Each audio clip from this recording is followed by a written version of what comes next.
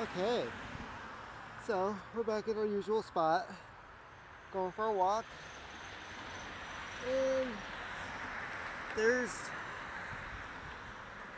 no snow. It's not snowing today.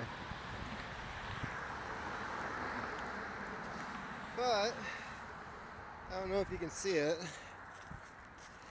There's some deer tracks going up this trail. Oh wait, nope, I lied.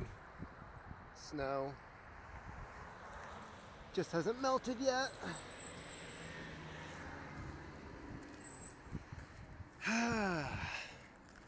So, it's not exactly the opposite of yesterday. I mean, it's not blizzard conditions. If there's anything crazy going on, it's in the high 40s. And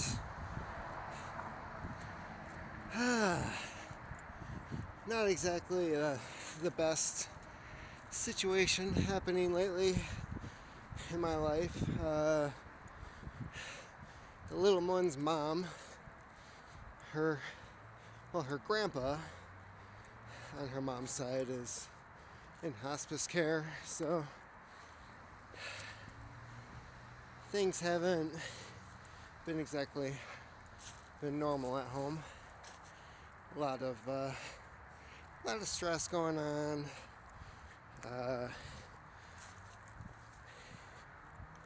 Just anxiety all around with what's happening. But all right, so to get on with the news, looks like Trump is considering military action in Syria. And I talked about this a little bit in the podcast. Trying to figure out yes, chemical weapons are being used. Innocent people are dying. I want to bash in the face of whoever used those chemicals on the little kids that you see at the hospital. But there's nothing there. And I'm not saying that every war has to have the spoils, that we should have taken the oil in Iraq or anything like that. It's just there's absolutely nothing there. And somebody brought up the point that maybe Assad decided to do this. Maybe it wasn't even him, maybe it was just Putin testing the waters, but Trump, in all of his brilliance, stated that we were going to pull our troops out of Syria. And of course, not long after that, these chemical weapons are used. So, were they calling his bluff? Were they seeing if he was really intent on leaving and just letting them do whatever the hell they wanted to do? Was it something they're already planning on doing?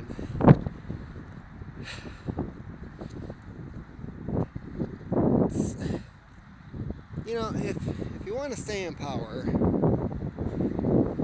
is Assad doing this in order to provoke fear, to make sure that nobody else tries to rise up against him and he stays in power without question?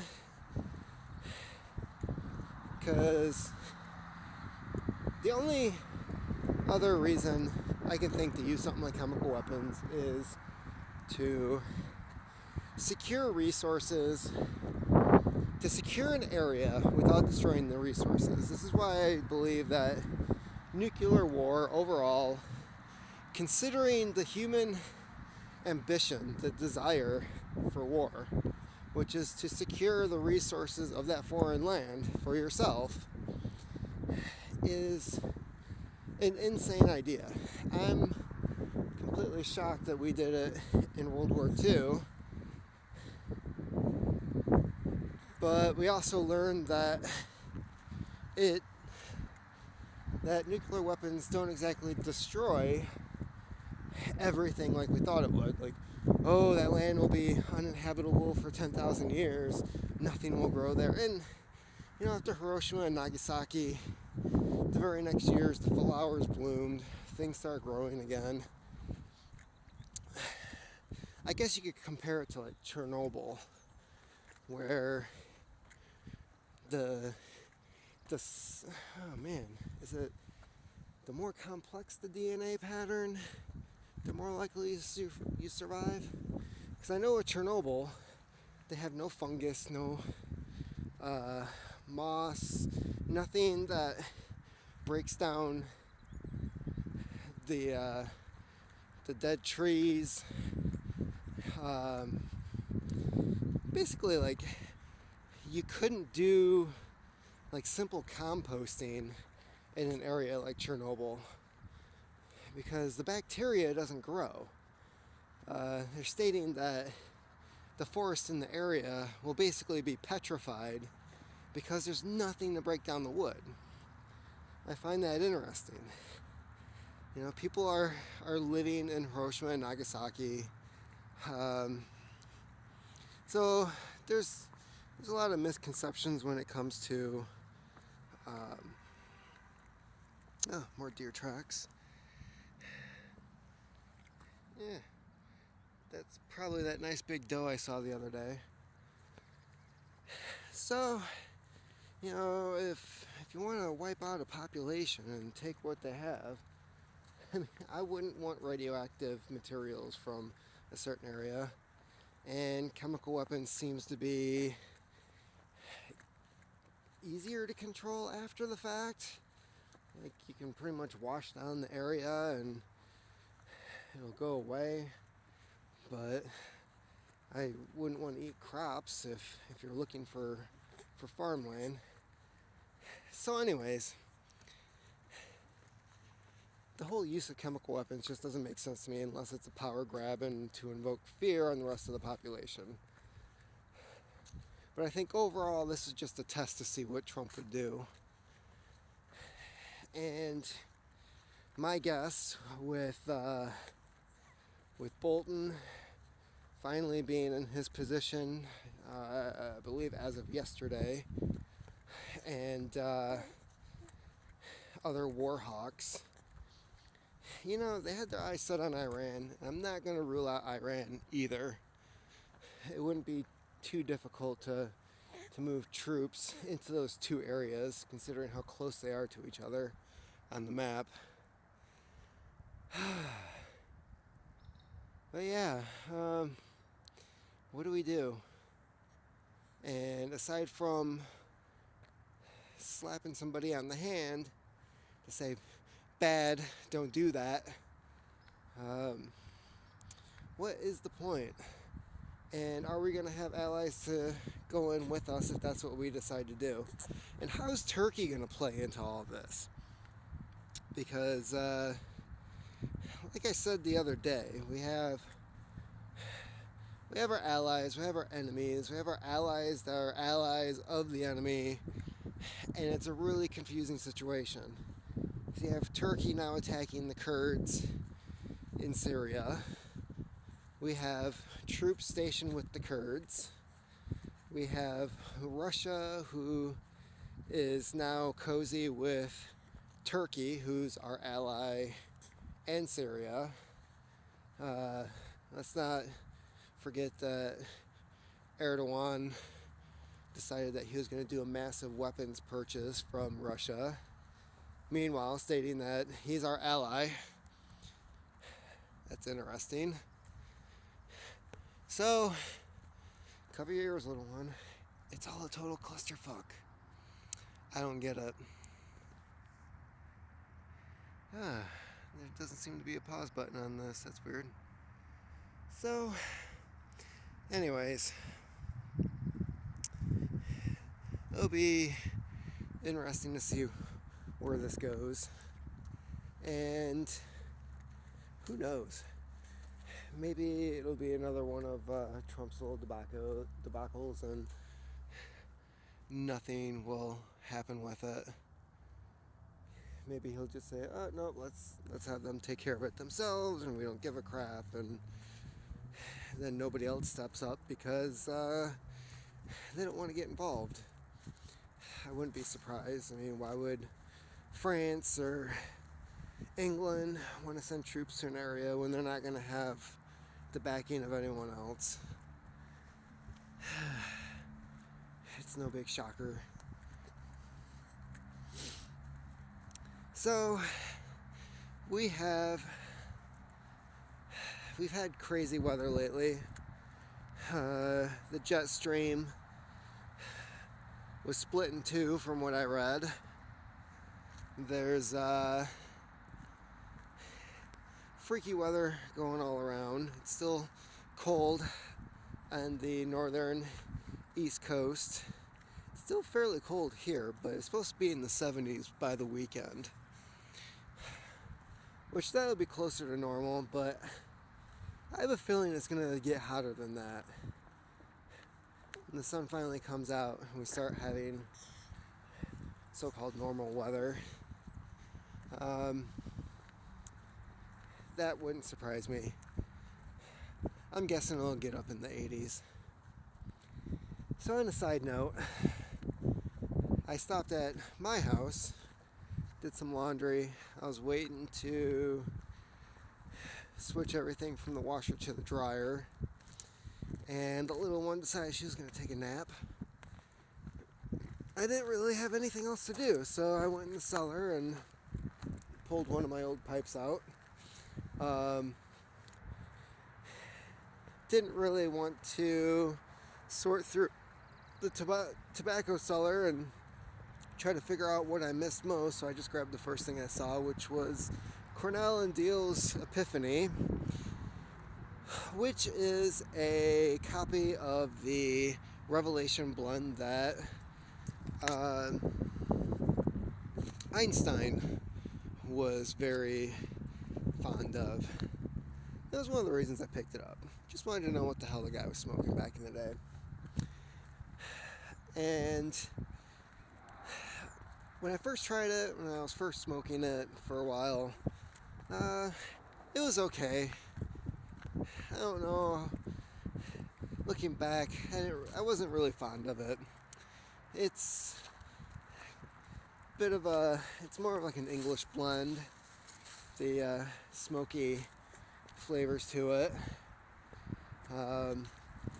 But this time around, and I don't know if it's because it's been a couple weeks since I have taken up my pipe, but I have to say, it was a delightful smoke. And maybe it had to do with me just relaxing on the porch, having a few minutes to myself, no distractions, not worried about the little one smelling it or anything. But it had some nice flavor to it. I was able to take my time with it, as one should with a pipe. And it was fairly enjoyable. I can understand why that might have been, at the time, the preferred tobacco of one such man. And looking forward to trying it again sometime in the future. I don't know when I'll be able to do something like that again, but yeah. Also, is it smokingpipes.com? I believe they have a deal going on right now where Cornell and Deal is 15% off.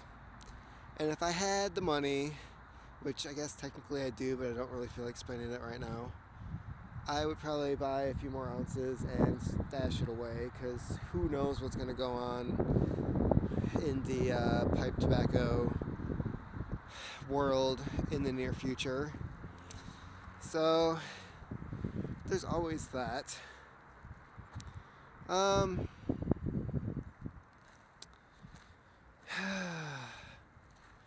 weird. Maybe somebody's been camping out here. I don't know. Definitely somebody probably comes up here with their dog and like smokes a joint or something. Wouldn't be surprised. Good for them. I'm glad they can enjoy that stuff, because I know I can't. So, yeah, that's what's going on with me.